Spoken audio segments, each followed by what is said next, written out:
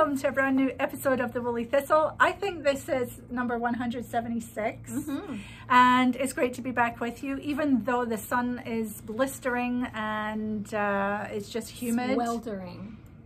Yeah, I was really enjoying the summer until now. This past weekend felt like all of a sudden we hit a space where payback or it's something. It's just miserable. It's miserable. It's because we gloated about how nice it was here. I know. Oh my gosh, it's so lovely. It's and no, amazing. No, it's payback time. So, are you still knitting, pal? Yeah.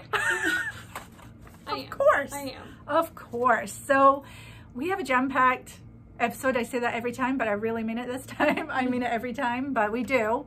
We have Rachel from Finull with a brilliant segment about the hill call that's coming. We have Caitlin with us this week, who is showing us the finished yarn from her Tunis fleece, which will be great. And also she talks a little bit about what she's knitting for the Cal, I believe. And then we'll finish up with Kim, who has some outdoor yoga for us. Have you ever done yoga outside? No, and I won't this week. I do. Like, I have a deck outside my bedroom because my bedroom's on the ground floor.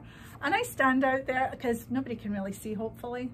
And yes, I do a little bit of wake me up yoga, which is really, really nice. So I'm looking forward to seeing what Kim has to do or what Kim has us do outside. Nice. Yeah. So lots coming, and of course us and all that we're knitting and doing. Should we announce the winner for it? Well, first of all, Maggie, how are you? I'm good. I'm good. I cannot believe I can't believe we're in August, like fully in August already. Yeah, we're halfway through. Yeah, the kids were lamenting that they've got 3 weeks left of summer. And working mom me was like, yes, I've almost made it. And we still have our vacation coming up. That's right. Where are you off to? We are off to Florida. That's so nice. It'll be really nice. My in-laws, I've not visited them yet. My husband has. I've not visited them yet where they are. They are now in the Panhandle area, and the beaches are really nice. Yeah. So we are planning, I keep joking, I'm like, I'm just going to get the sunburn out of the way first then. And then what, sit in front of the air conditioner? There will be a lot of air conditioner, but they're very close to the beach. Oh, good. So it'll just be, I've heard there's something about a boat ride. Oh, fun. So, yeah. Fun. I've never explored that area. So, well, last week I was in North Conway, which is really nice. The kids. That's your old stomping ground, too. I used to live there, I used to live there, and Jackson, and I miss it up there. It's lovely, but oh my God, Settlers Green, which is the outlets, is just so big these days. So the kids were very excited to do that, or my daughter was, I shouldn't say my son was that excited about it. But we went to the rivers, which were all kind of low. Okay. But so we hung out in the rivers, and we went to the pool, and we did a bunch of stuff, and it was really nice, and it was hot up there too. Yeah. Wasn't really getting away from it much, so. This weekend we went to the Polar Caves. Have you ever been? Oh yeah, no, I haven't, but I know where you. We had never been there. Was it nice and cool inside? It was really nice and cool inside the cave. So I'm like, you know, and this is where for me, I am now the shortest in my family, other than Irene. I still have one kid who has yet to pass me, but it's coming. This is where I shine, is small crevices in the ground that you get to crawl in. I'm like, haha, tall people. So did you take your knitting? Because that's sort of like places you can knit. I did not take my knitting. Oh, wow. It was because you'd come out of the cave and it was just like humid and your glasses are fogging. Oh, yeah. And I'm like, miserable. Just go be like Gollum in a cave somewhere with your knitting. Thankfully didn't see Gollum. Should we announce a winner? Yes. Okay, there you go. All right, the first winner is Carrie McGee. And Carrie says, good morning. It was wonderful seeing all the beautiful kits, and now have to decide what to join the Cal with. Thank you and Rachel for sharing the wonderful lamb update. There can never be enough fluffy cuteness. I know. We completely agree. Yeah.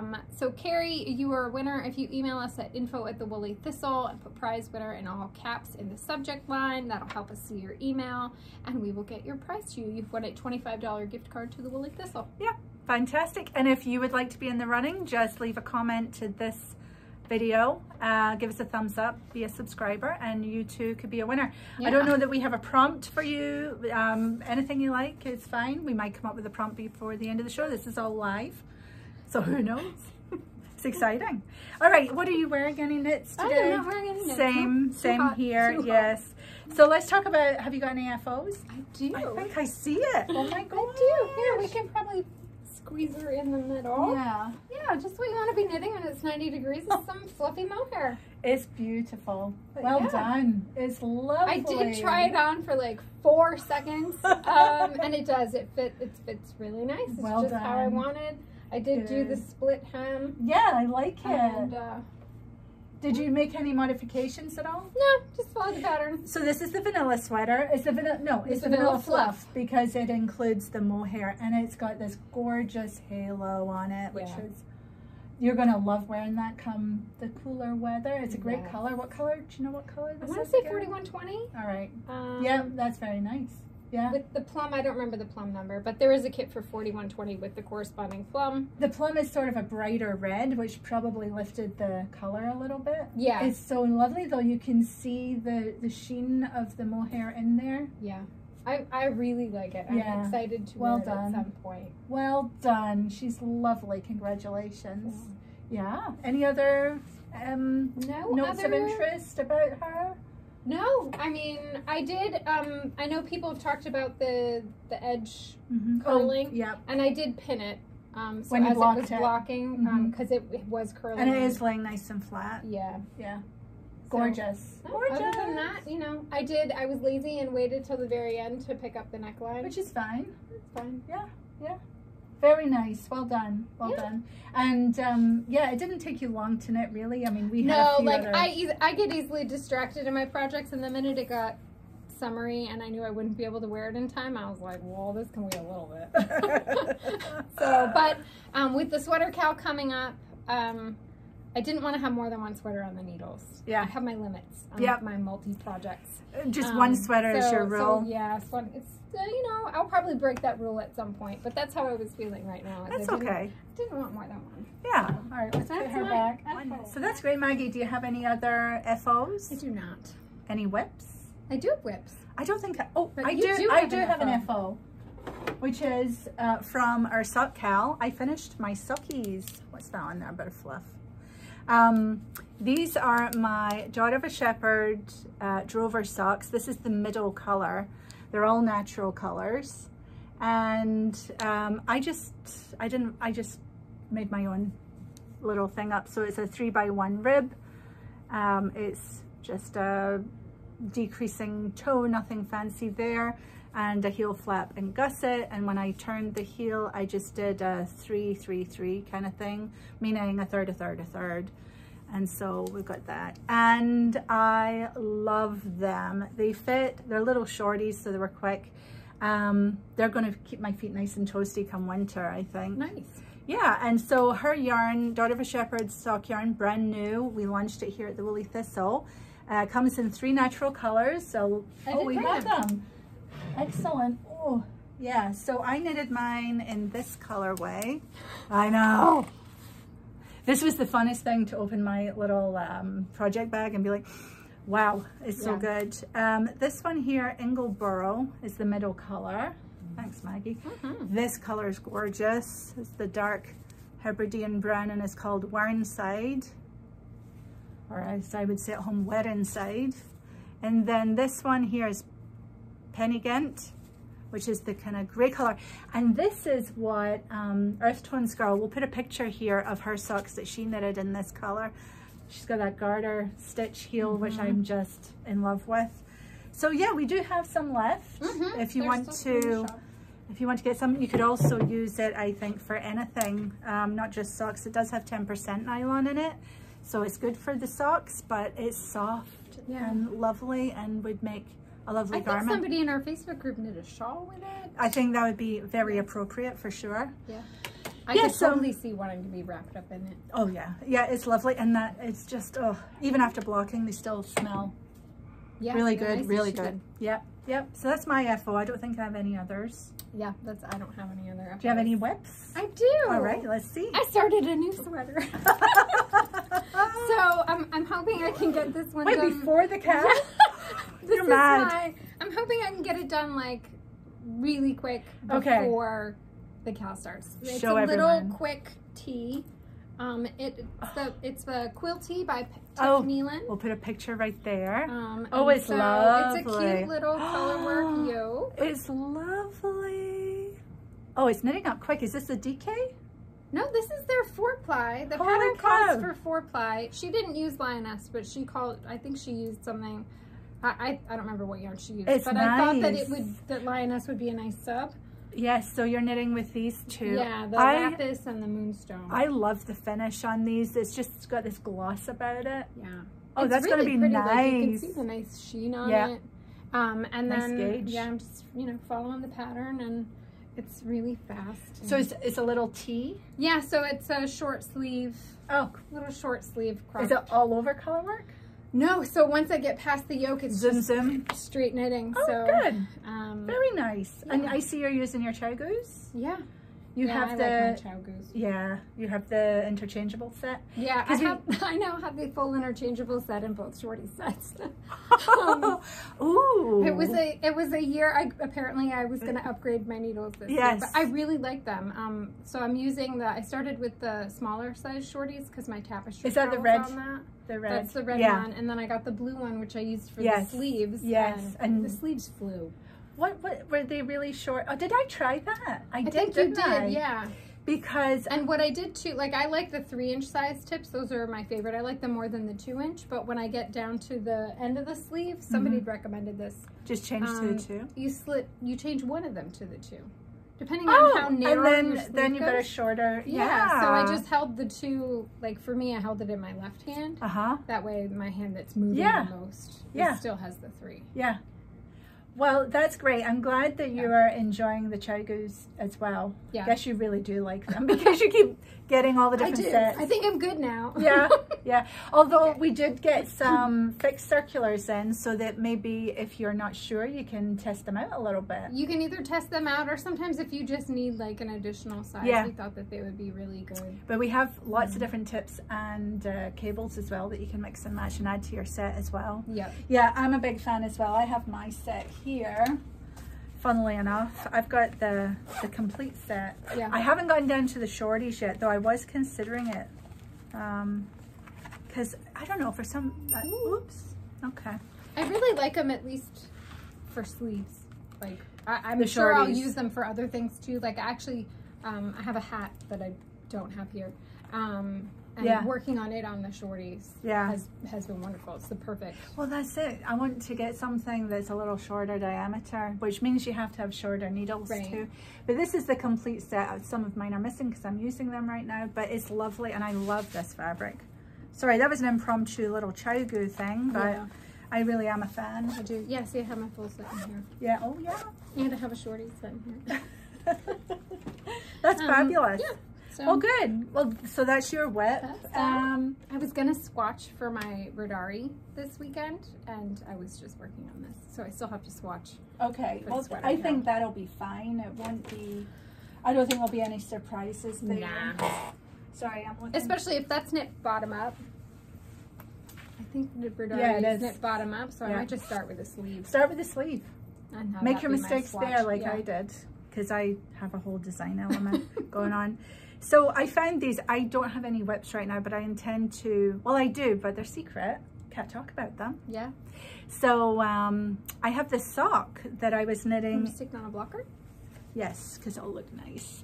I'm knitting this in John Arbon's Exmoor sock yarn. I cast this on a while back, and I forgot all about it actually. Here we go. I'm glad it's not just me that does that. Yeah, I really did. I'm like, ooh. Let's look in this bag. Ooh, that's nice. So this is by This Handmade Life, Olivia, and I think it's from her Agatha Christie series. Okay. I think it's Tea and Scandal, and I think I wanted to knit it just for the name of it because I love that that story that it comes from. And I'm knitting it with Exmoor sock yarn, which is this in the natural colorway, which is called Mizzle. Miss Sizzle. All right. So yeah, I think I'm going to try and get this finished before the next cast on, which will be the sweater. Do you want to talk about? Oh, you just did mention what you're knitting. So I'm knitting the Riddari. It's a men's sweater. We can put a photo here. Yeah. I should have brought my colors. I brought plenty of stuff, but I didn't bring that. It's okay. We'll see. We'll see in good time. And I have, you've seen this before. This is my swatch for Marie Wallin's Keris from her Cumbria book. And I'm going to be knitting this. It is decided I'm knitting it in the round. I think I'm going to make a fake seam up the side just to sort of make it look like I knit it in pieces. See how that goes. And this is my first time really knitting with her yarn, and I love it. It's really nice. I blocked this. It's all sort of filled in, and her colors are amazing. They're so pretty. Just sort of, they're very calming, aren't they? It looks very like watercooly. Yeah. Or watercolory, not watercooly. I think I thought you meant watercolors. Yeah. It is though, isn't it? It's very subdued in a way, but I mean quite bright as well. But it's not like a clown, you know. It's just she is an amazing designer with her colors, which is what she's known for, obviously. So I'm looking forward to this. It's a short sleeve vest. We can put a picture there. I'm ready to go. I got my gauge all sorted. I'm going to be knitting this on a US 4 instead of a US 3 as she calls for, because I was too tight. Yeah.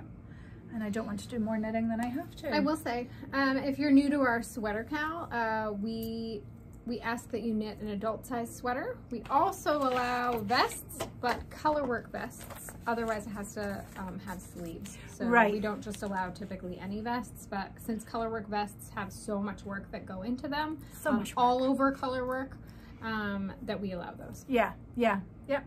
And we were talking about what we've knitted in Sweater Cal years past, because this is our 5th. Yeah. Which means we each must have knitted 4 sweaters for this cal. And I was able to locate 3 of them. And I think last year I did a vanilla. So we've seen those many times. I brought some previous sweaters.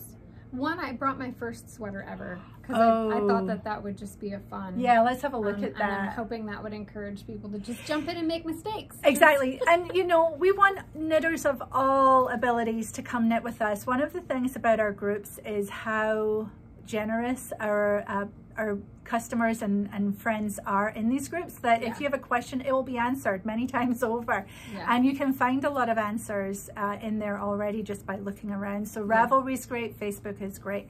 And so we want to encourage you, if you're a new sweater knitter, this is the great opportunity to just jump in and learn in a really supportive atmosphere. And if you're a really great knitter and you're doing all over color work or something, you know, we want you in there too. So we want everybody knitting along and showing off their progress as we go. Yeah. So let's see your first sweater. My first sweater, at least 10, 12 years ago, is a Kate Davies owl sweater. That's so funny, because when I got back into knitting, mine was too. I'm going to dig mine out. This is lovely. So the main thing that I feel like it, you know, I first of all, I have worn it a ton. I can still get in it. It is snug. It's always been snug. Yeah. I clearly did not understand gauge. Is that right? And how I wanted it to fit. Like, I think it's one of those, I knew, you know, my bust size, and I picked the exact size. So basically that whole ease thing. Exactly, like it's like a glove. such a beginner sort of misunderstanding, isn't it? Right. Like now I would know, like, okay, if this says this is the finished size, I'd like a couple more inches in there. Yeah. Well, and but sometimes you don't. Sometimes you even want negative ease. Right.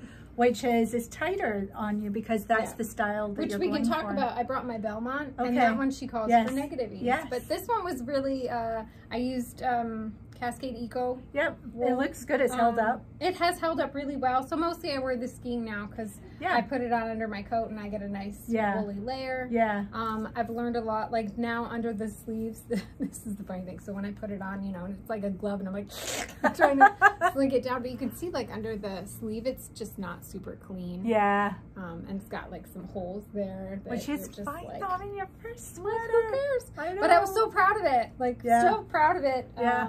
Fantastic. But yeah, you can see, like, it's the shaping in the back. Like, well, it's Kate Davies does like her shaping. Oh, you did. There's shaping in it. Yeah. Oh, that's amazing. And there's also side shaping. Yeah. Yeah. Very so I mean, it fits. Yeah. So I knitted that too as my comeback sweater, but it was for my daughter, so it was the child's version. No shaping. It was just such a learning experience. Didn't you feel like a rock star? I absolutely did, yeah. You do, like, you feel like a wizard. Yeah. And what's really nice, and I think what calms me down, is that it's like knitting. You're knitting in the round. You're knitting the body and you're knitting the sleeves, which we've all done if we've knit socks. Yeah. And there's no heel turning. There's no complicated technical heel turning. What's funny is I think I knit this before I jumped into socks, and it was finally my grandmother who she's passed now, but she used to knit all kinds of socks for like everybody. Yeah. And she told me one day, she's like, no, just do it. Like, just like, what's the worst that's gonna happen? It's knitting. We need to remember that. And I'm like, oh, but yeah. So Yeah. Fantastic. Yeah, actually, I think I'm the same. I don't think I'd knit socks when I'd knitted that. But so many of us are sock knitters already. You're knitting on thicker needles. It might be a bit more stitches, but on the sleeve, you could be knitting the same number of stitches quite easily, probably, depending on the thickness of the yarn. Anyway, all that to say, knitting a sweater is not as complicated as you might think. No. So fantastic. Well done, I just thought that would be a fun it's lovely little share. So shall I show what I knit? Yeah. You're sort of going more historical. More historical. This one was my first sweater cowl knit. Okay, let's see that. So this is the Belmont cardigan by Gudrun Johnston. I remember when you knitted this. It is knit in Jamieson Smith Heritage. Yep, in the gorgeous mossy green colorway. I'm just buttoning a couple so you can see that. I should have done this before. We were still in my house when you did this. Yes. I can remember walking through and looking for yarn. Yep. Because the Woolly Thistle started above my garage, and Maggie used to come in on Fridays and pack some orders so I could pay bills and things. Yeah. It's gorgeous. And this one does call for negative ease. Why is that? Do you think it's the lace? I think because it helps open up the lace. I probably still could have gone up a size. It's taken me years to learn to pick the right size. I have the opposite. I go too big and then look like I'm wearing I do sort of wonder if there's a psychological element for in sure there for me too. But totally. I'm working through that. And just now, like, okay, what's the size that would fit best? Yeah. Because if it fits best, you'll feel best. I think if we could, if we can take ourselves outside of ourselves and look at ourselves like you would a friend. Right. And be objective that way. Because I think you would say to a friend what we don't even say to ourselves, which is, for me, you don't need to go that big. Or for you, maybe just, how about some ease, and remind you that, you might want some positive ease. Right. So I think there is a psychological element, and I'm sure we're not alone in that. No, it's a number, not a judgment. Exactly. Yeah. So but that's that aside. I love this. I wear it all the time. Yeah. Especially in the fall. Like, I just wear it over a button-down shirt. Yeah. And so smart. It's holding up really so nice. soft. The heritage. Yes. Yeah, really I really nice. like it. And you actually knit this twice because you knit it first. Yeah, red. I have a red version that's out of just some like 70s yarn because I was so itching to 70s yarn? Yeah, like somebody from the 70s? Yeah, it's probably like from the 70s. So it doesn't real feel, vintage. It doesn't feel very good. Okay. But like, it's Can knitting. you still all wear knitting it? Do you is wear good it? knitting. All knitting is good knitting. So you were really taking your time before investing. Yeah. Yeah. Yeah, and I had that yarn, so I do wear it occasionally. I feel like probably if I wore it more, the yarn would wear soften better. up. It's just not as nice a yarn. Yeah, so yeah. Usually I grab this one. Yeah. The buttons on that are really cute. Yeah. Little metal. I don't remember. Just probably Joann's or something like that. Yeah. But yeah, and this one, it's knit flat. So in lots pieces? of purling. No, knit flat in one piece and then you pick up. Oh, of course. Like you go, so you start at the bottom. It's bottom up. So you start at the bottom and it's quite long and back and forth. Goes back and forth. And then you do the front and the back separately. This was a learning experience because she just has you in pattern decrease. So you have to, follow the pattern decrease. But what's this called again? Belmont. Belmont, that's right. But then, like, this was the first time I picked up a sleeve cap and went back and forth. And Magic! I'm a genius. Or she's a genius. But, like, magical. Again, you feel like a wizard when you're done. So is it set-in sleeve, really? It fits like one. What do they call that? Contiguous set-in sleeve, I think? I think so. Yeah. It was fun to do and just genius. And it looks so polished. Yeah, and like the seam on the back of it, it's just so nice. Yep. Yeah. Well done. I would knit another one. But yeah, so the first sweater cow we had, this is the one I knit. My first sweater cow, which was 2018, I knitted Marie Wallin's Rosamond in Rowan felted tweed, yeah.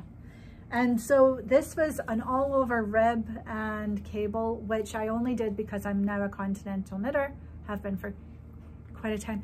It's always had a bit of a... I think it's probably the dye.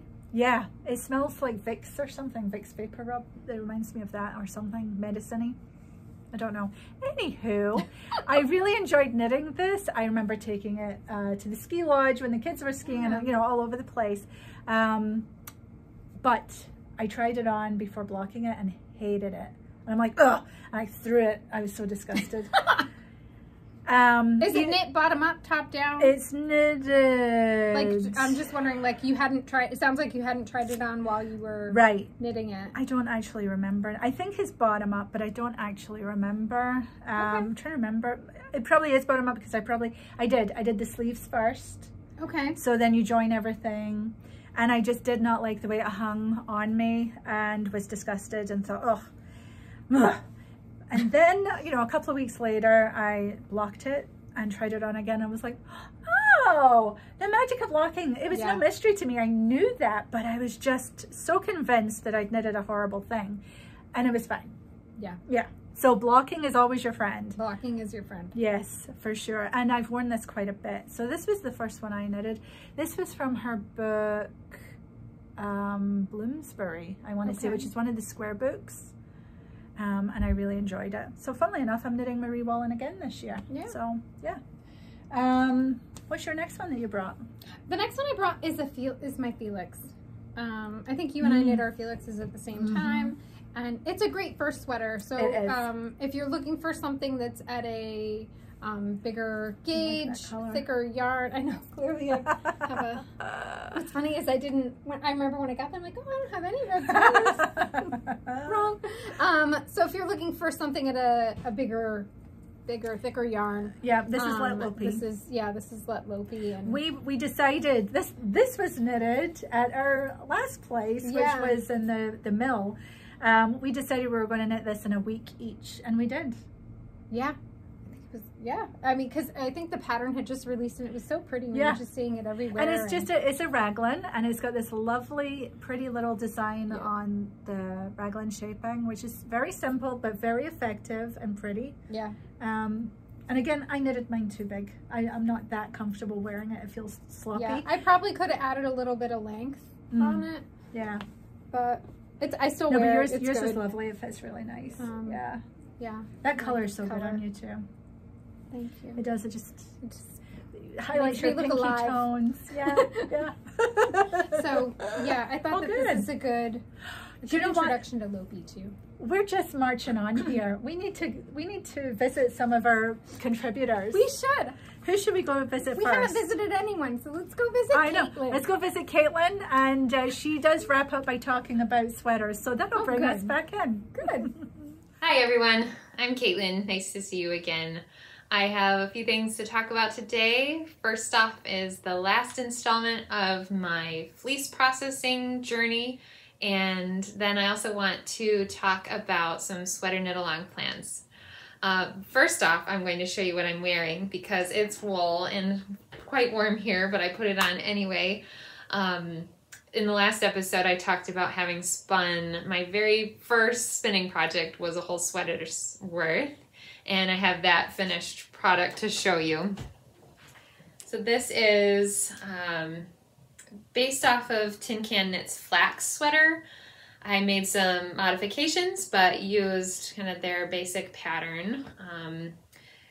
The yarns I got before I even knew how to spin when I visited a fiber mill with my family. and then finally spun it. So this is 8 ounces of some sort of a wool blend. It's got some kind of peachy brown, dark green, a little bit of mustardy yellow, and the gray, I think, is Corriedale wool, the natural color. So I spun these 2 yarns separately, a little bit different times. And it's about a worsted weight yarn, I think, but I'm not that precise to know for sure. I cast on with the gray and then kind of alternated until I ran out of the green.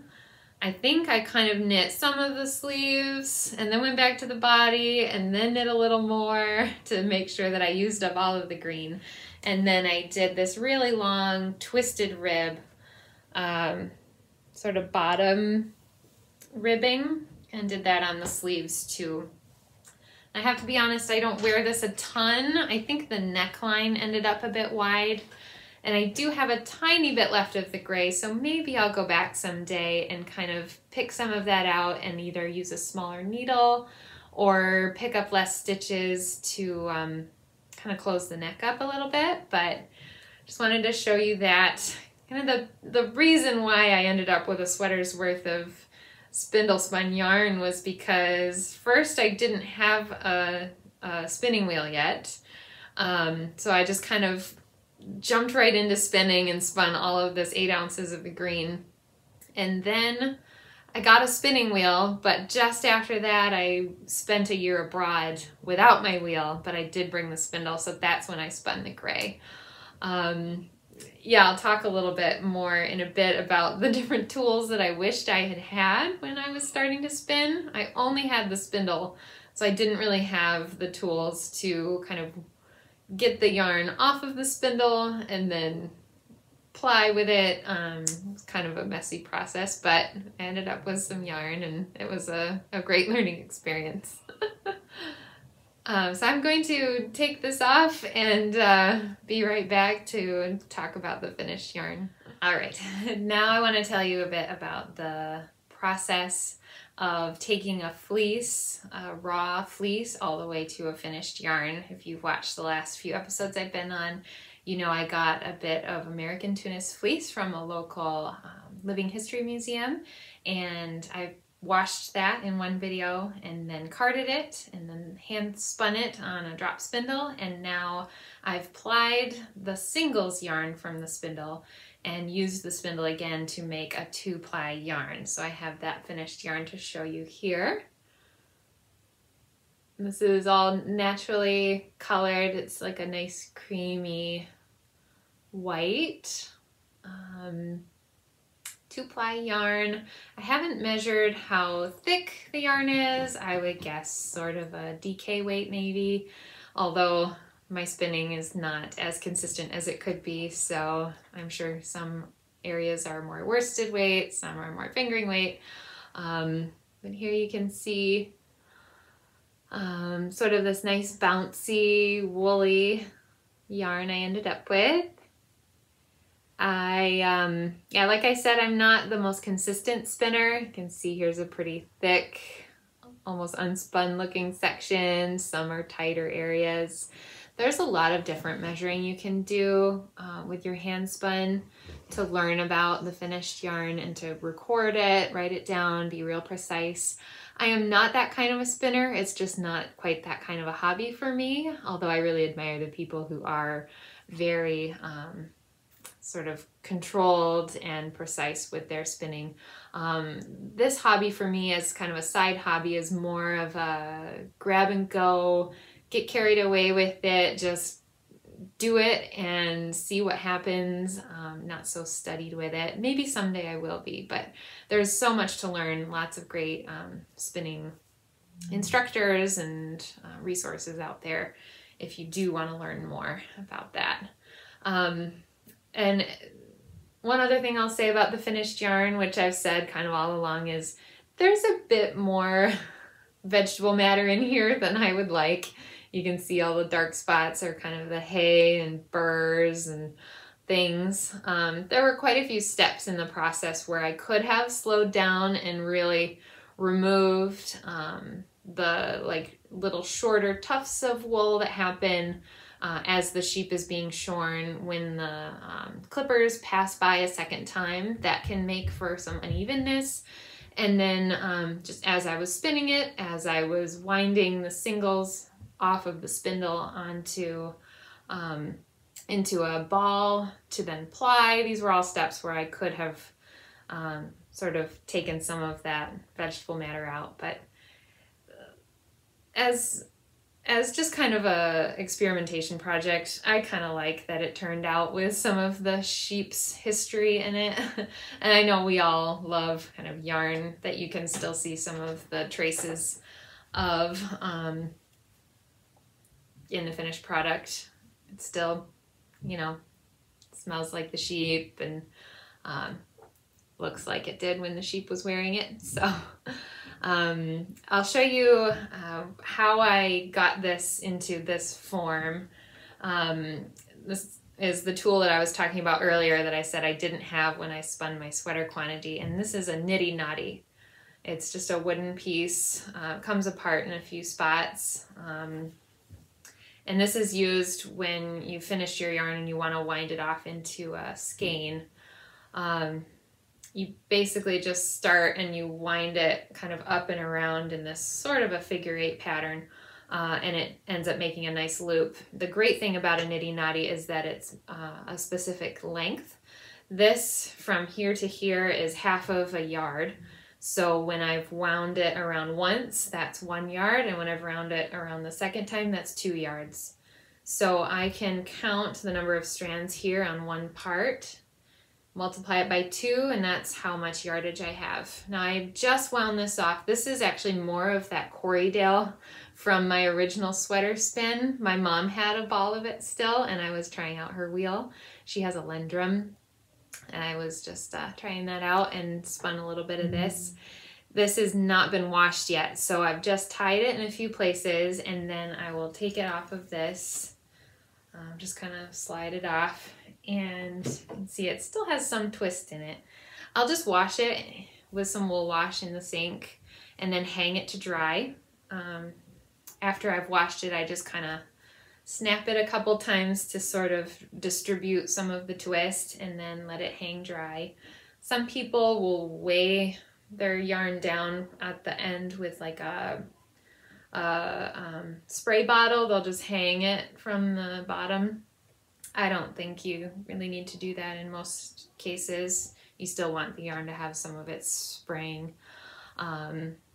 So that nitty knotty would have been helpful with my first spinning experience. And then the other thing I actually still don't have is a spindle cate, which is something to hold the spindle so that it can rotate as you're winding the singles off of it. I actually made one out of a shoebox. I just poked some holes in the end and just kind of stuck the spindle in there, and then it could kind of be held in there. That works. So I think that kind of takes you from the beginning of the raw fleece all the way to the finished yarn. I don't yet have a project for the yarn, but if in the future I end up working with it, I'll be sure to let you know. And I just wanted to mention one other thing. We are just a week away from our sweater knit along starting, and I got my yarn this week for the sweater that I'm planning to knit with all of you. So I got a couple of different yarns here. There we go.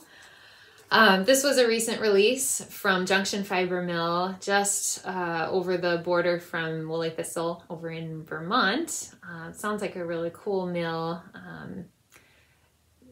And this is their kind of self-variegated, hand-spun looking yarn. I got the Pebbles colorway.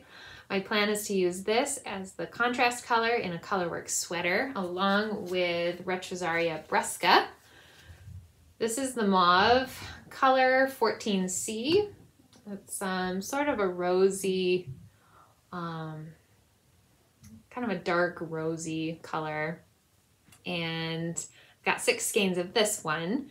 And I'm planning on knitting the Manu sweater by Isabel Kramer. It calls for Brusca in the original pattern, different colors than this. But I think even though making tracks is DK and this is technically worsted weight, I think I can push this up to a worsted, and I also think that as a worsted, this is on the lighter side. I have not worked with this yarn yet, but just looking at the yardage, what I like to do when I'm thinking of substituting a yarn in a pattern is I look at the original yarn and I look at how many yards per gram or yards per ounce. And then I try to find something comparable.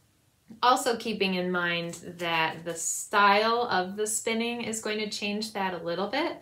If you have a really dense, heavy, tightly packed yarn, that's going to have much different yardage per weight than something that's woolen spun like this, where it's lofty, has a lot of air in it. You're going to have a lot more yardage in this per weight than you would a really dense yarn.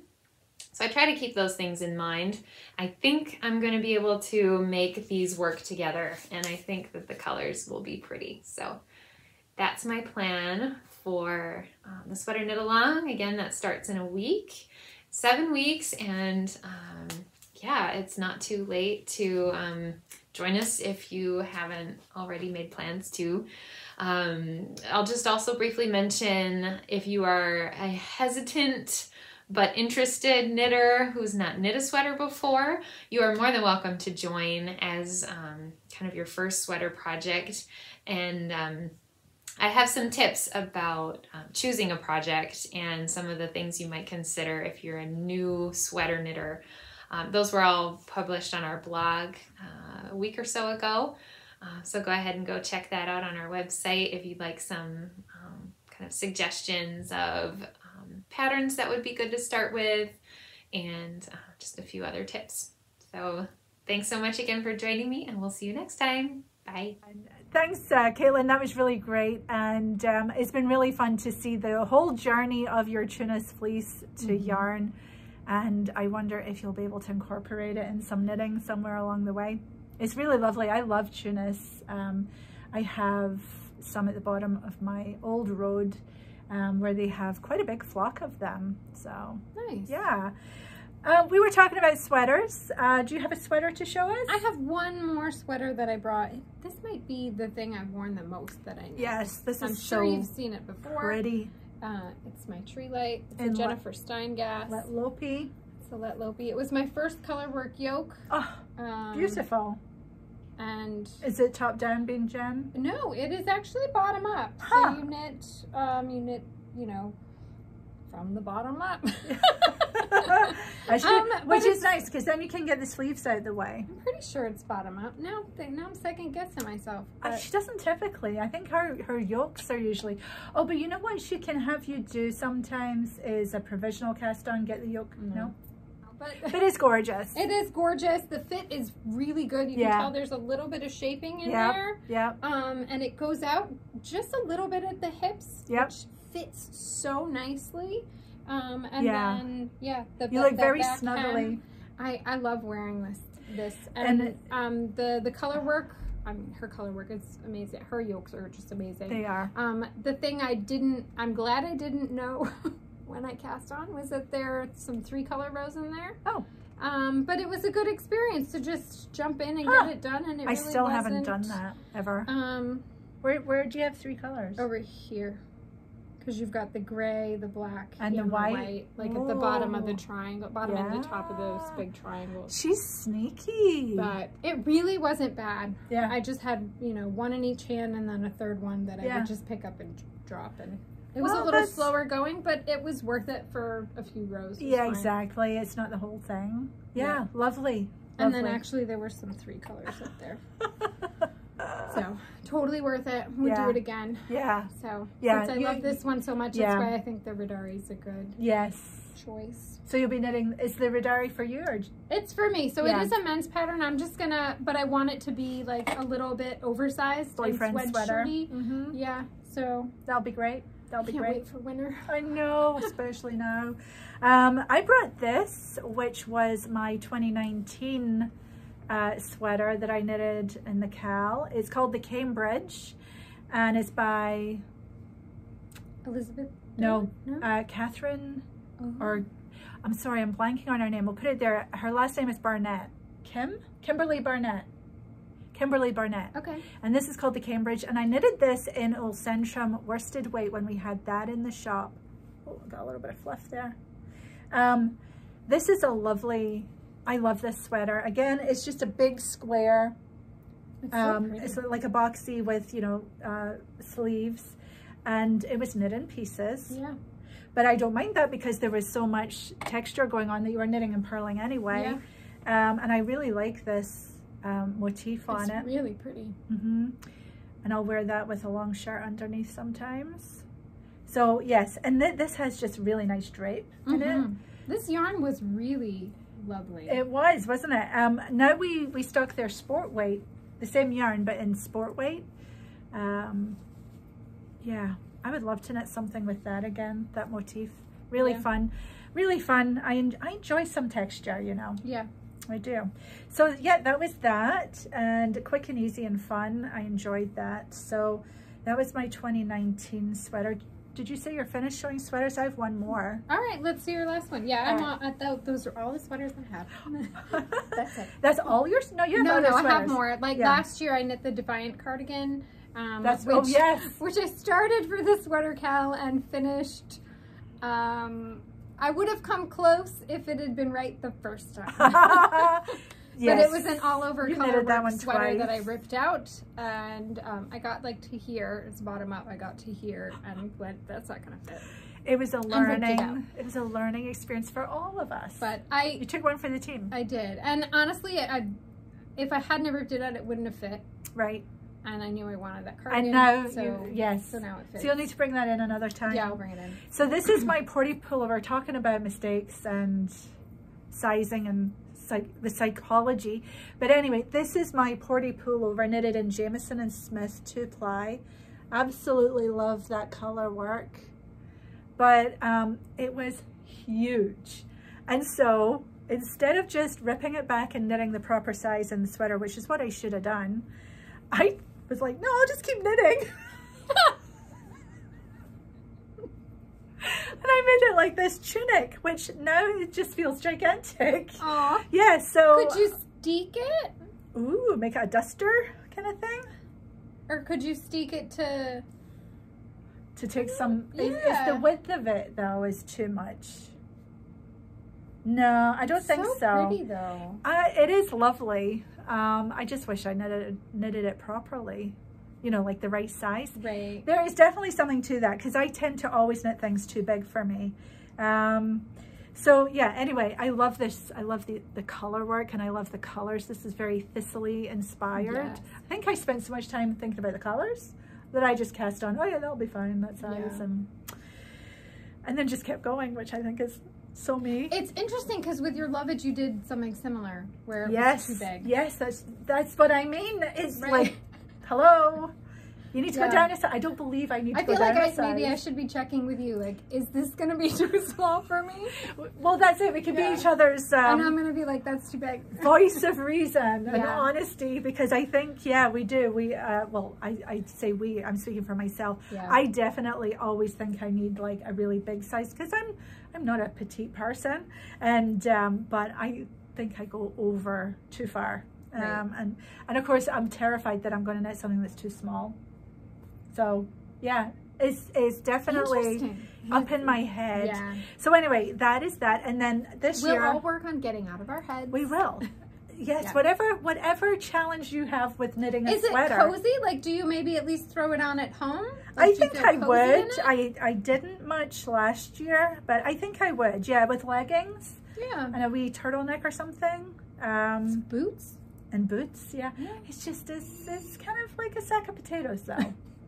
I mean, I could put a belt on and all of that, but I'm not that That's person. That's not how you usually No, so I think I did even attempt some shaping. There's a little something there. That's hilarious. Yeah. Should we note that that's not Gudrun? That's not Gudrun. No, exactly. I went way off. Gudrun's pattern is absolutely brilliant. This is no shade on her at all. No. At all. That shaping was not in the pattern.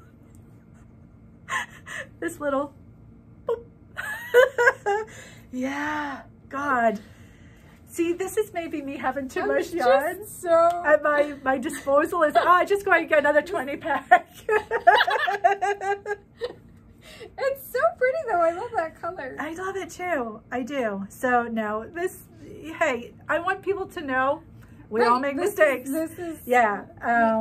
And we should learn from them. And I think I have, but I haven't actually put that learning into practice. Right. I'm working on it. We all sometimes go rogue. Yeah.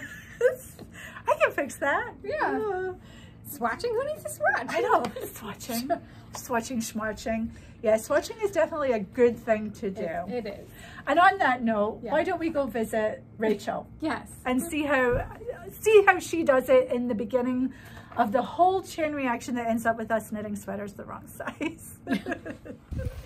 Hello Woolly Thistlers, it's Rachel from Barkland Croft in Fair Isle, and it wouldn't be a new video if I didn't start off with a bit about the weather.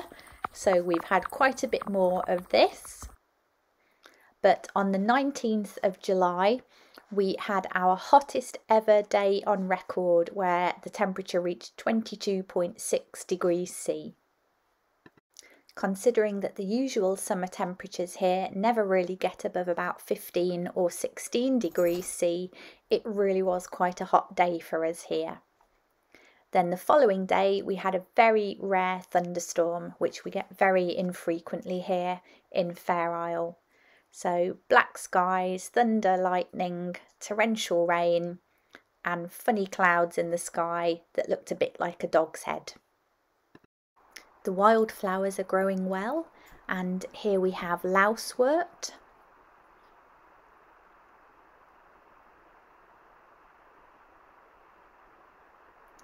then this purpley one is called self-heal,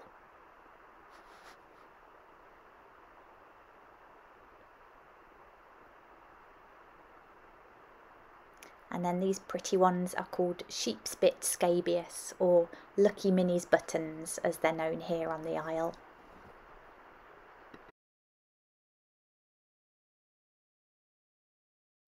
We've also seen quite a few huge mushrooms popping up in the fields as well. Finally, we've got some better weather and I've been able to make a start on shearing the sheep. Here's Blossom looking very smart with her new hairdo, although Seraph, her son, was a bit unsure because he didn't quite recognise her. But just look how big he's getting now. We also had our first sheep hill of the year, which is when we car or gather in all of the hill sheep in the north of the Isle.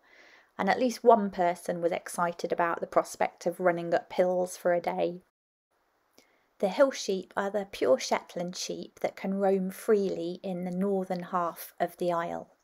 And our job is to basically try and gather all of the sheep within this red area and bring them down to the crew, which is an enclosure marked by the little green blob here.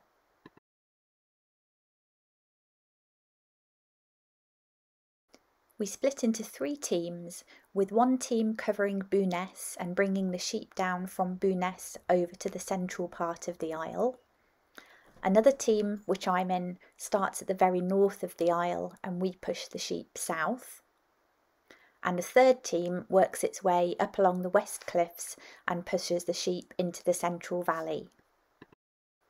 In theory, this should gather as many sheep as possible in the central valley of the northern half of the Isle, and we then push them south and down from the west cliffs to Hill Dyke, which is a dry stone wall, and this leads them directly into the crew, the enclosure.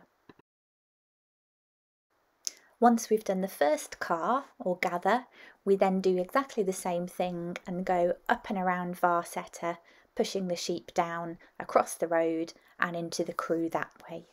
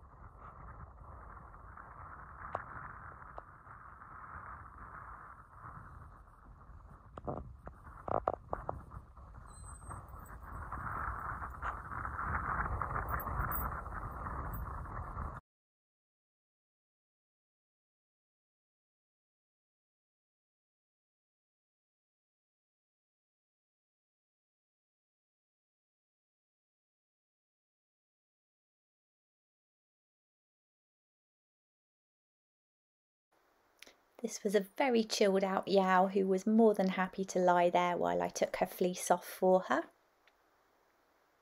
And then this was a beautiful moored fleece that I got off another Yao.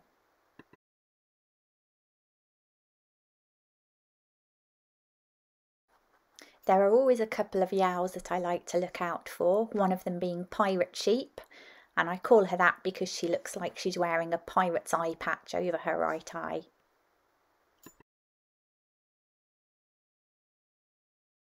At the end of the day, the sheep and lambs are let go and they'll be kept in these fields overnight, which gives the lambs and Yaos a chance to find each other and bond again before we set them free. And finally, I want to say a huge thank you to Mabel Kirk, who has allowed me to share these photos she took from when she visited Selfridges in London a couple of months ago and saw the jacket that I had designed for the barber competition on display. It was so fantastic for her to share these photos to the Woolly Thistle group on Facebook and for me to actually be able to see the jacket on display. So thank you once again, Mabel. I really appreciated that. So I'll leave you with Butterscotch, who is waiting to be clipped, but in the meantime wants to show you her curly little ringlets that she has. Bye bye for now. It's so fun to watch Rachel. I love videos from Rachel's videos. Yeah, she does an amazing job, and I just, I mean, when it's pretty and sunny like it was when I was there, it's absolutely gorgeous. But I can't imagine living there day after day with, you know, just the wind going sideways and rain, rain, rain. But and she still goes out and does all that she needs to do. And then the hill Caaing is really fascinating too. So thanks, Rachel. I'm so extroverted that I'm pretty sure after After a couple weeks they'd be tossing me off. Yeah, you'd be chucked off the highest cliff and made to swim to Orkney or somewhere. Like, you don't fit here. Or you would be the one getting everyone together down at the wee town hall. You'd be learning a musical instrument or something. She needs company. Yep. Yeah, no, I think I'm quite an introvert, but I think that's pretty extreme, you know, just living with the same 50 odd people day in, day out. Yeah, but although, yep, it's beautiful, and I'm so glad that Rachel shares. Same here. I think it's really wonderful, and we're happy to support her however we can. So when her yarn comes out, we'll be pointing you to her direction so that you can purchase it from her. Yeah, I think she does still have a little bit left on her from last year's clip on her website. It's beautiful. Which is bcroft.com. Bcroft, yeah, we'll put that right there. Yes, definitely. If you want to support Rachel, check out her website, and her yarn is amazing. It is. Yes, definitely. Yes. All right. So before we show you what's new in the shop, just one last pitch. It's not too late for you to sign up for the sweater cow. You can find the sign up. The sign up is free on our website. And for the sweater cow, we ask that you knit any adult size sweater, color work vests included. At least 80% of the yarn has to be purchased at any point in time from the shop here in the Woolly Thistle. Yep. Any pattern of your choosing. Yep. It's a 7-week. It is a 7-week cow. We cast on August 19th. So you still have time to sign up. You still have time to shop if you need to. Yep. And you can always email us at info@thewoollythistle if you're looking for a little help with finding just the right yarn or colors. This would be a great time to dig out your Marie Wallin kits that you might not have started, that sort of thing, or any kits or yarn that you've bought with us. Dig it out, or come shopping, of course. Yeah. We have had a few people say, I started a sweater and I just got started and it's been sitting. Can I join with that? We're okay with that. As long as you're not too far in. Yeah. That's fine. Yeah. And we'll be finished in time for Rhinebeck. So you can wear this sweater to Rhinebeck if you're going. Yes. Which is so fun. That is so fun. this year we also have some prizes in addition to the grand prize of the Woolly Thistle $100 gift card. Yeah. Marie Wallin has generously donated a Cat Bells sweater kit. I did grab the Cat Bells. There it is on the front. Cat Bells is this sweater. Gorgeous. On the cover of Cumbria. So yeah. Thank you very much to Marie Wallin. Yes, thank you, Marie. We also have a copy of Nordic Knitting Primer from Kirsten Drysdale, as well as her Norse Knit Slipper ebook. Ooh. Another prize is Ethnic Knitting Discovery ebook by Donna Dracunis, so thank you to Donna. Vasilindo Collection ebook from Meiju KP.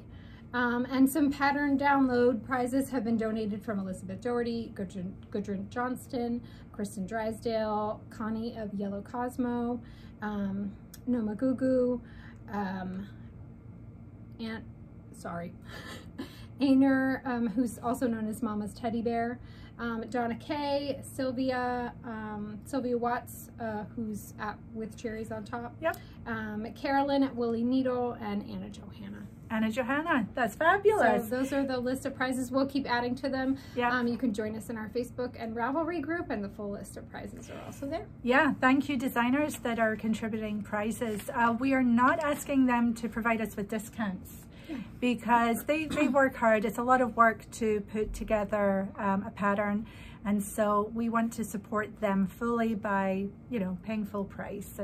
But they are offering up prizes, which is lovely. Yeah. Yeah. Yeah. But the main thrust of this Cal is to knit together and enjoy our community and get a sweater done, whether it's your first, your 100th, maybe challenge yourself in a way that you want to challenge yourself, you know. Yeah. It's all very, you know, whatever suits you. And then we just talk a lot in the Facebook group and over there in Ravelry as well. You can join us in both places, one or the other, doesn't matter. Yeah. I think in Facebook though, you do have to use a hashtag so that we can find you. Yeah, if you use the hashtag in the group, because the group is so big, it just makes it easier to sort of sort through the posts. So if you're really looking for... Yes, and prizes will be picked at random, so you want to make sure that you have that hashtag so you're in the running for that. Yeah. The prizes will be picked from FO photos. Yes. Okay, great. So I'm excited about this. I'm ready to. I'm ready for fall and and knitting a sweater. I'm ready. Yeah. Yeah. Totally. So should we talk about what's in the shop now? Yes. Okay. What is in the shop, Maggie? Well, we can start new. Those are coming. Those are coming. New in the shop today is, we showed this last time, but it's worth showing again. Yes. Is Blacker's Blue Face Luster. 4-ply. It is so pretty. Yes, so this is a brand new yarn for Blacker. They had this in a lace weight, but they've come out with this now in a 4-ply, and it is so bouncy. Gorgeous. Yes. Yes, so this is going on in the shop today. Mm-hmm. This one is Acropora. Yes. It's a lovely sort of lilac-y gray, which is pretty. Staghorn, which is a beautiful taupe. Mm-hmm. Blue Acara, which is nice. Blushing Star. That's color. The natural BFL color. Owl Light Terra. Is that right? Owl Light Terra? Tetra? Glow Light Tetra. Oh, Glow Light Tetra. Their labels are, it's like a code trying to read. Glow Light Tetra. It is like a vision exam. Which I would not pass probably. Half Moon Beta. It's really pretty. And this one here is Leatherback, like the turtle. Really nice. I don't know how you say that. Goniopora. Light blue. And that's it. I think, did you get this one? I showed that one. Okay, good. Yeah, so I don't know if we're going to show them together. It's helpful when we show them together. It's a very soft palette, which is lovely. And it's woolly, but it's really nice. It's really, really nice. Oh, so yeah. Soft. Yeah. It's good. You know, 100% BFL, you cannot go wrong with at all. So these are in the shop now. Yep. Okay, what else do we want to show that's in the shop, Maggie? It's in the shop now. All these beautiful colors. Got it. So I'm just gonna hug the basket. Yeah. This is the full line of colors from Jagger Spun's Musum Falls. Right, and you showed this on your Facebook Live with Grady, did. which was so fun. I watched that and really enjoyed it. Yeah, we learned a lot. I learned that when you set up an event in Facebook, you have to go live through that event. Oh, I won't make that mistake again. So we live and we learn. We live and learn. We just do it in front of everybody. The group is very nice and forgiving. So we have the whole line now for the sock bag. This was in the sock bag, but we had the very bright springy colors. Yeah. And we are bringing in the more fall winter colors too. So this is garnet, gorgeous red, very a Maggie red for sure. That's nice. And then here we have cumin, and these are heathered. So these have lots of colors sort of in them, which is nice. I gotta say, they smell really sheepy. They're good. Standing over this basket. Just enjoy it. This is Merlot. And this has all been selling really rather well, hasn't it? Yeah. People are liking this. It's 100% wool and it's super wash. So it's their sock yarn. This one here is nutmeg. Oh, gray. I love a good gray. This here is steel. You all right holding that? Yeah. This is raw umber, my kind of brown. That's sort of very dark, almost has black in it too. Yeah. And this is nice, lead. So, yeah, these colors are great. Good grays for you. Yeah, mallard, which is a lovely greeny blue, and it's got black through it too, I think. Hazelnut. I brought the Cadbury song. I don't know that you know what I'm talking about. And back home in Britain, there's Cadbury's fruit and nut. Everyone's a fruit and nut case. So and I know the chocolate. I don't yeah. know the... Oh, the fruit and nut is really good. As a kid, I used to just burst out singing jingles. But I don't know that one. Yeah, it's a good one. We'll see if maybe I'll see if I can find it. Mahogany. Ooh. And this has got a lot of sort of purple tones to it. Sometimes it's hard to really show the color. More, there's a very purpley... Kind of eggplanty? Eggplanty, yes. Thank you, Maggie. Yeah. This here is Midnight. That's why I'm here. You do so well. And this here is Loden. And this one here is Khaki. And I think, oh wait, this is a blue that is new. This is Sapphire. So you can see all the different kind of heathered colors happening there. And carbon. Carbon black. But it's not a flat black, it's got lots of different kind of blacks through it, I think. Yeah, I think I'm missing the pink. The bright pink. Also a bright pink. And you'll remember these colors. Aren't these sock bag. Fun and very summery, and definitely, you know, we are stocking those too, so those are an option. You could do color work too. Yeah. You know, you can mix and match. That would be good. Swatch. Oh yes. Grady knit. Grady, the swatch lady. She held it double. Yeah. So that if you're thinking of knitting, because this would be, I think that this would be good if you're gift knitting. Especially for babies or baby knits, yes. People. Here, let me take that and you find your swatch. So Grady knit this. It's not blocked yet. So on the top is it held double with a size 6 needle. And on the bottom is a size 7. Oh, that's really good to know. Sure. Yeah, so that's this yarn held double, knitted on bigger needles, and because it's superwash, this would be good for a baby. Yeah. For a baby knit. And it does. It just feels really, and then they could just toss it in the washing machine. Yeah. Good. Oh, Grady, thank you for that. Very good. Okay, what are we looking at now? So now we have put together, they'll be in the shop already, but we have 2 new kits that feature VAMs. Ooh, VAMs by Rama. VAMs. So one is for the Stonewood pullover. We can put a picture here. Designed by Ellie, also known as Skandir. Yep. And it's a fairly simple color work yoke, where it's got a single color in the yoke. And so we put together some combinations. So this is the main color, and that is your contrast color. So this is sort of a foxy color and a lovely gray. This one here is 401 and 013. Nice. Very fallish. Yeah. And then the same thing, the darker color is the main color. Ooh. 406 with 304. Yeah. Oh, gosh. I know. And then for our purple fans. That is purple. Yeah. This is 95 with 300. Ooh, yummy. And then classic, just dark gray and Love. I always want to call that a light gray, but it's kind of a creamy.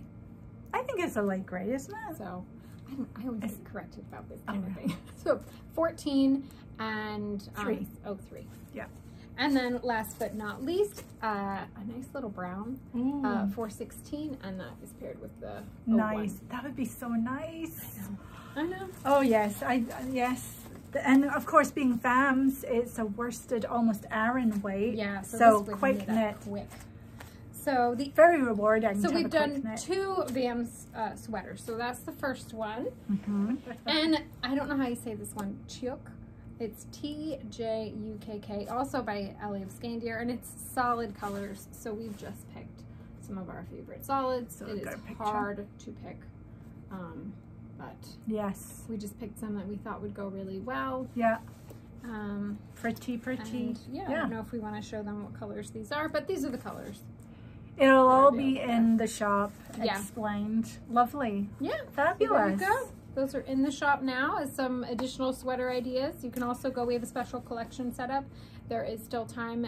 If you are shopping for the sweater cow, we will do our best to get your kit out to you super fast. Yes, even if you're buying a sweater quantity of your yarn that's not a kit, we will try. We can recognize that that's for the sweaters. Yeah. I love VAMS. I knitted the Victory cardigan in the VAMS, and it's a very quick knit, which is lovely. Yeah. We should mention, yes, we have the vanilla sweater and the Victory cardigan. Both have their own courses. We're offering a discount right now on the course when you buy the kit.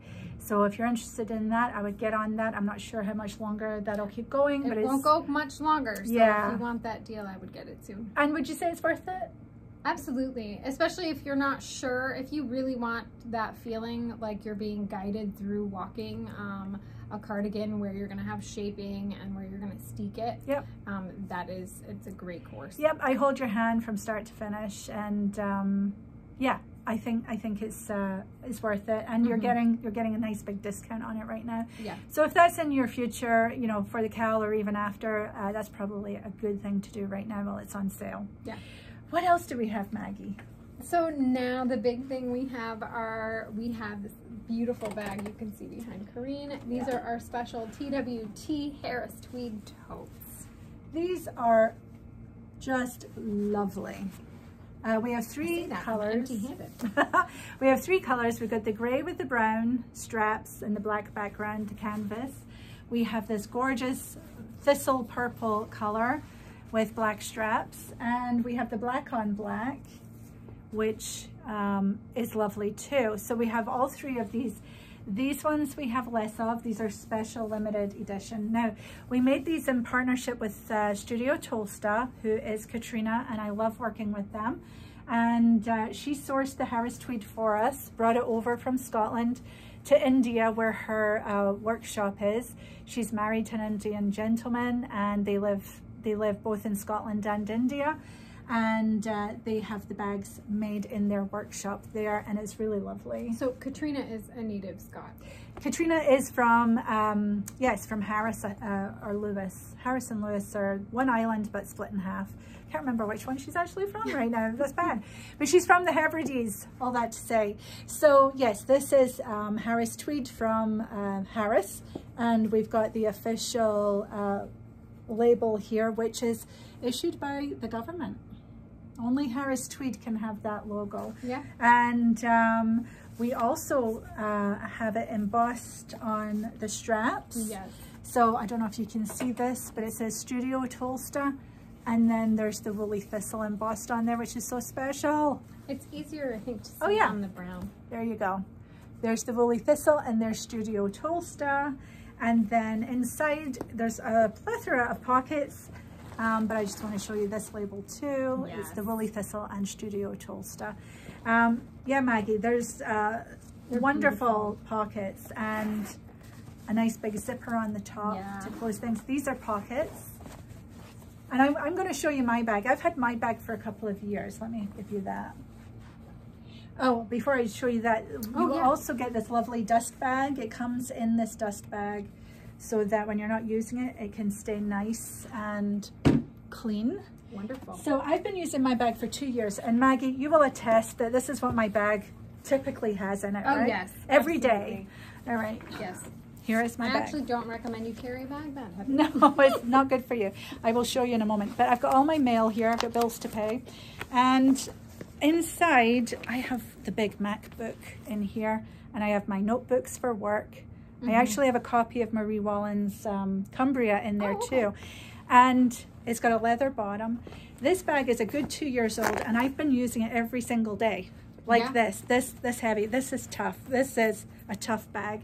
So it's going to be great for whatever you use it for, whether you want to keep your knitting in there too. It's plenty deep. It's a nice big bag, but it's got that huge open pocket. I can zip it up even with my laptop in there, which is no small feat, but it's not even too tight. Right. Yeah. So I love this bag. Really, I'm a huge fan of this bag, and I've used it every day for a couple of years now. Yeah. And just to be, you know, completely transparent, I want to show you, you know, this is where it rubs up against me, and that is not bad for 2 years worth of wear. No, like really. There's, you know, and I could probably just depel that a little bit. It's probably one of those that you notice, but it's not. Yeah, and that's the side that I wear against me, and I think that says a lot to the Harris tweed. And even like the bottom looks nice, the corners look nice. Yep, well used, well loved. Yeah. So, yeah, we had these once before a couple of years ago, just a few of them. They were not the Woolly Thistle at all, and they didn't have the Harris tweed emblem on them. So we feel like this is a really wonderful addition to what we have here. And we will do pouches again. This is the same people that made us our pouches. I have one here. These little things. So we'll have more of these too. Yeah, but not yet. Not yet. Yeah, so right now we're rolling these out. They will be in sale in the shop on the 16th, but you can sign up now for early access. Which we recommend. Which we highly recommend. So if you're interested, they will retail for $194.95. You can go to the shop now. You can sign up for early access, and then you will get sent an email when the early access window opens on the 15th. Yes. You will be able to shop before everybody else. Yes, there's a lot of interest in these bags because I think they're a great deal. They're handmade. They are made with wonderful material. Yeah. The canvas is really sturdy as well, and they just look good as well. Yeah, you know, gorgeous. For us woolly people, having a bag that is proudly displaying the Harris Tweed logo is quite nice. Yeah. So if you're interested in these, you definitely want to be on the early access list. Yeah. And if you want this purple one, you want to be on the early access list, and you also want to be there and be first. Ready. Yeah. Yes. We can't guarantee that they'll all be no, available. but that will give you your best chance at being able to purchase one if you're interested. Yeah, that's great. So, yeah. All right. And we also have Lina news. We've got a couple of pre-orders on the go right now. Maggie, do you want to? We have a book from Lina, Salt and Timber, by designer Lindsay Fowler. Very popular. Inspired by the Pacific Northwest. Has some beautiful designs in it. That is now available on pre-order. It'll ship later this month. I want to say the 26th. Or it releases on the 26th. So the minute it releases, you will get that out. We'll have it in time. We should have it in time. We've not heard otherwise, so we believe that we will have it on time, and we will get it out to you as soon as it arrives. Yeah. And then Lyonesse surprised us last Friday, releasing for pre-order issue 15. Yeah. It looks amazing. It has 2 covers. They've done a redesign on it with I want to say a Ukrainian designer has redone the image on the cover and the logo. They already have it all printed in Ukraine, so they're very supportive of the Ukrainians with their setup. Yeah, so you can pre-order Lyonesse now. There are 2 covers to choose from. The black and white, we've been told, I believe, is just going to be available. It's very limited. It's going to be available through the pre-order. So if you want that one, now's the time. Yeah. And they're rolling out some new articles and new features and keeping some of the same stuff that we love. Yeah, but they basically have revamped it, and it's got a feeling about it that feels just new and exciting.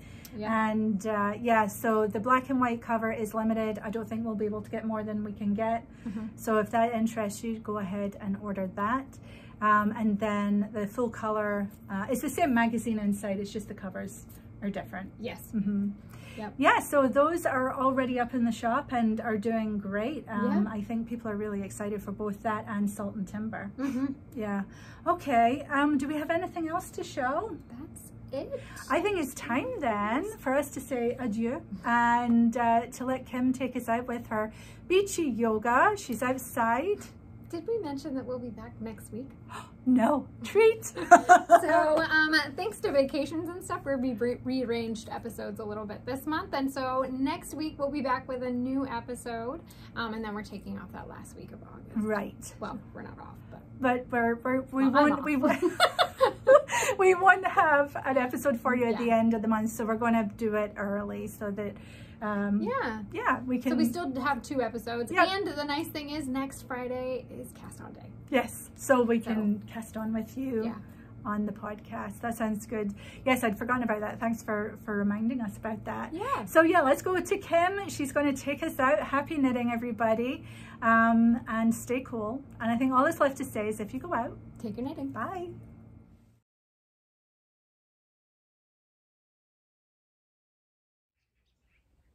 So welcome to Yoga for Knitters. It is summertime, and that means that we spend a lot of time outside.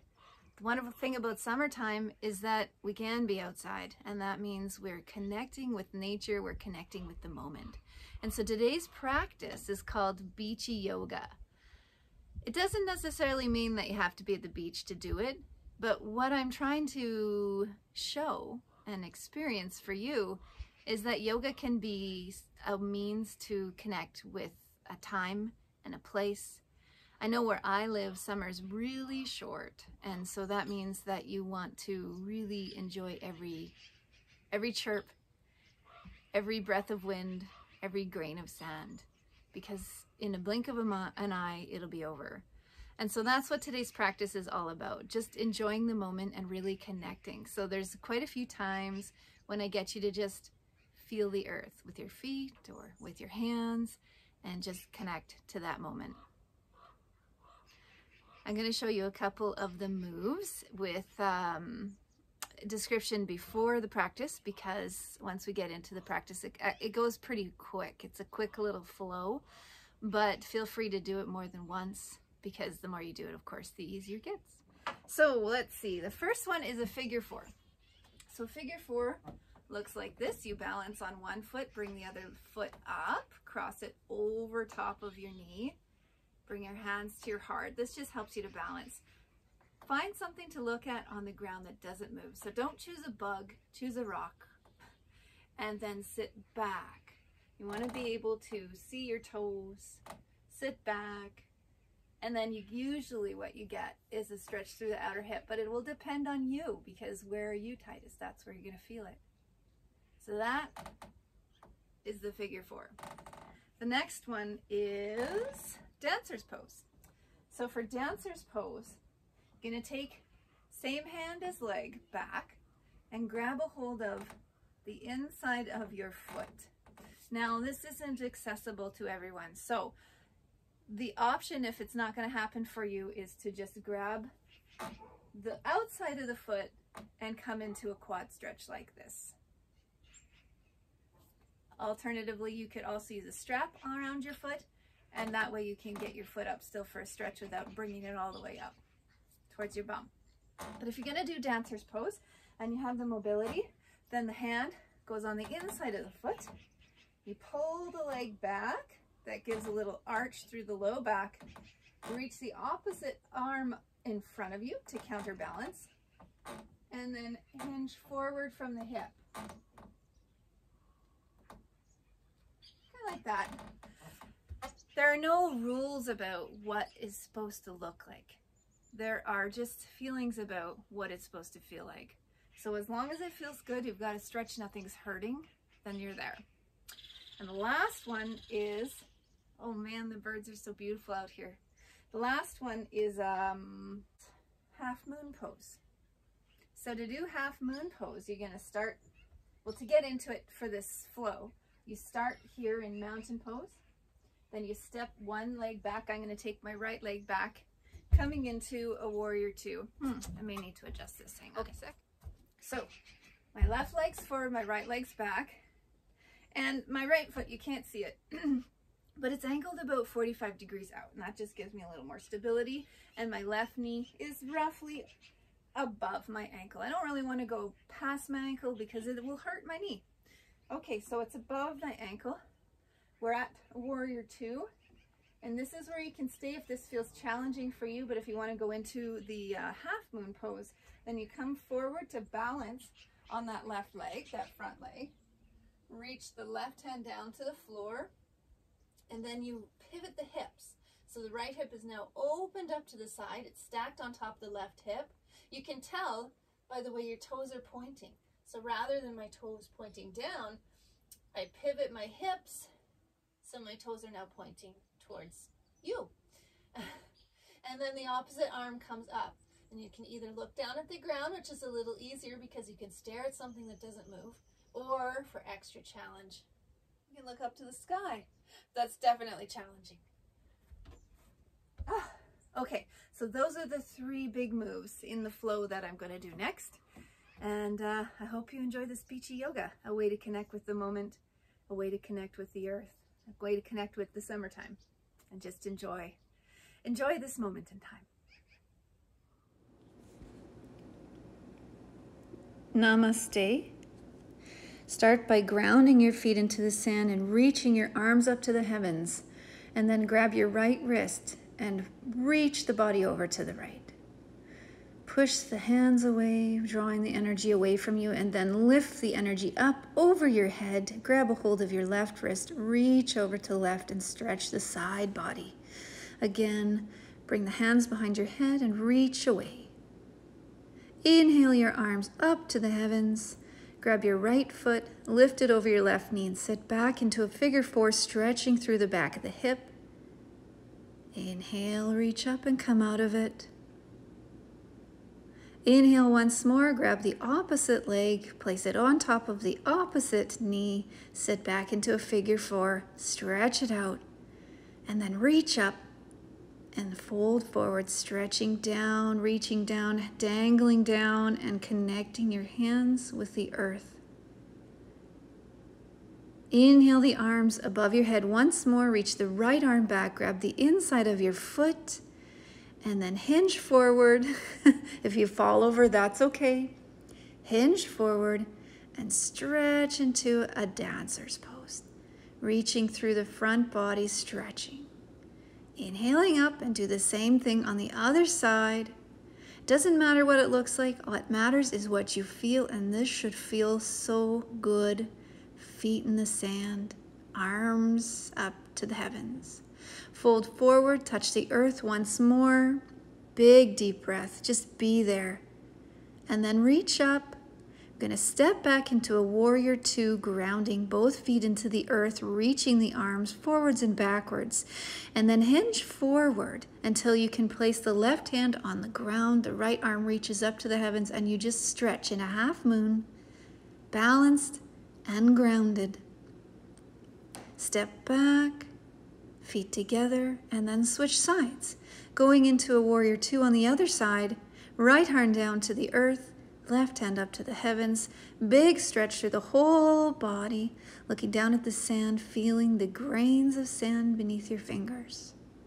Step back, step the feet together, fold forward once more, bowing down to the earth, bowing down to this moment, this summertime beachy moment.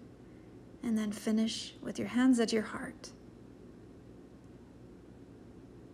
Namaste.